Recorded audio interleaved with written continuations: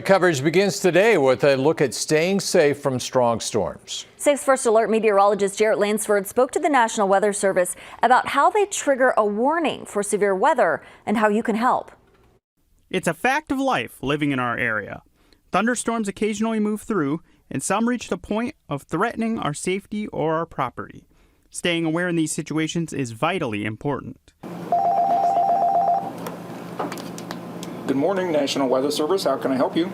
Meteorologists at the National Weather Service in Valley track conditions as they develop, ready to issue warnings for severe thunderstorms when necessary. We're looking at the structure of the storm. We're looking at the environment that storm is in. So we take that into account, as well as looking at that structure of the storm and how it's evolving.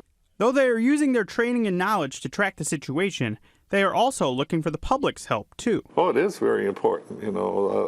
When we issue a warning right away, the warning forecaster's waiting for feedback, wanting to know what's happening with that storm. Is it producing severe weather? The decision to issue or cancel warnings has become easier with things like Facebook and Twitter. We actually been getting a lot of reports now through social media, and the beauty of that is that we get photographs as well of the actual event taking place.